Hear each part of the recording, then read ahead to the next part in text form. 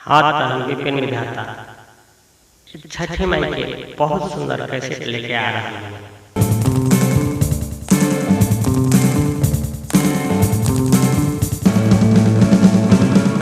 दौड़ उठाई सखा चल पावे पावे आकी छठी घाटे आजू की अहने आकी मोर छठी मैया आकी छठी घाटे दौड़ा उठाई सखा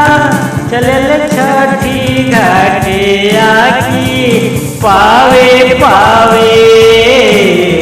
आजू की अहने घाट पर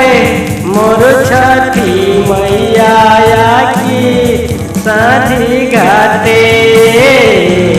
आजू की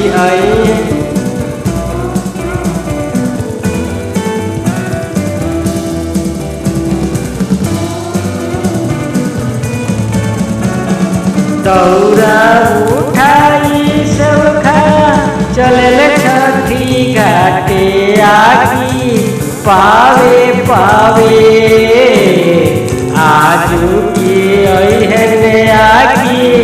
मोर छठी मैया आकी साझे घाटे आजू की अहने आकी मोर छठी मैया आकी साझे घाटे।